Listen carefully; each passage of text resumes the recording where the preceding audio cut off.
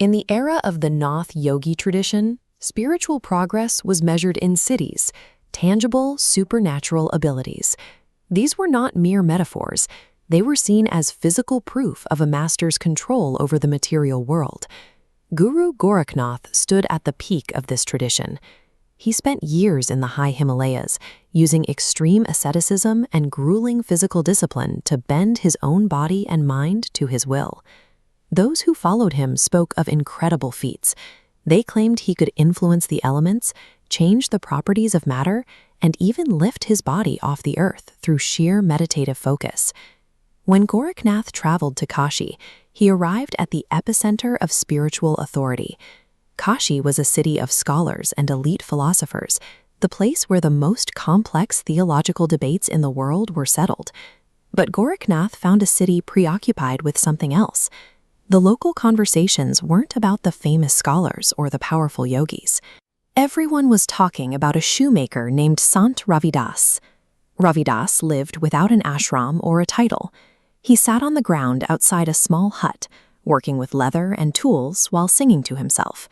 He had no interest in demonstrating power or proving his status. This created a gap in Gorakhnath's understanding. He had dedicated his life to conquering the physical laws of the universe, yet the people were drawn to a man who lived within those laws without any complaint or effort to change them. Gorakhnath stood outside the small hut with his followers, looking down at Ravidas. The ascetic was draped in the symbols of his discipline, while the shoemaker sat in the dust, surrounded by the scraps of his trade. Ravidas looked up and greeted the yogi. He didn't offer the submissive praise Gorakhnath expected. Instead, he spoke with the quiet ease of someone already satisfied with where he was.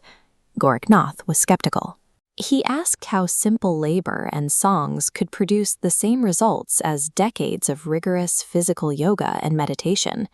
To demonstrate the difference, Gorakhnath closed his eyes and levitated. He hovered above the ground, providing a physical witness to his spiritual rank. Ravidas didn't stop his work. He didn't look up in awe or acknowledge the feat. He simply continued stitching the leather in his hands as if nothing had happened.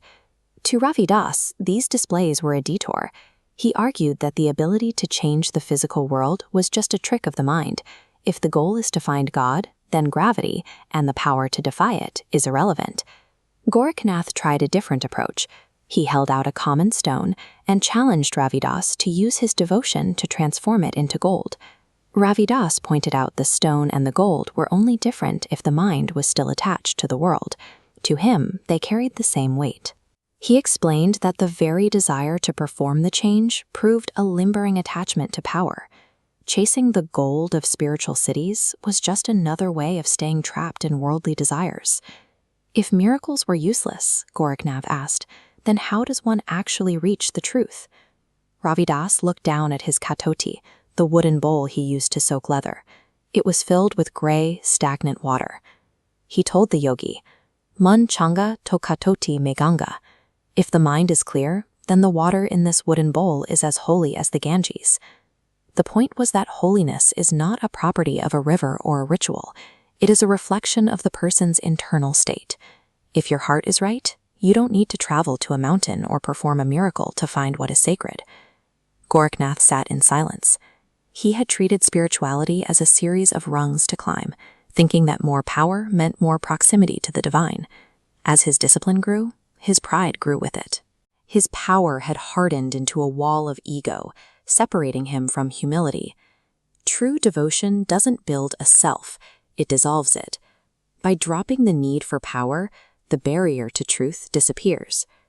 Gorakhnath, a man who had mastered every physical and mental discipline, stood up and bowed his head to the shoemaker. He folded his hands in a gesture of respect he usually reserved for the gods.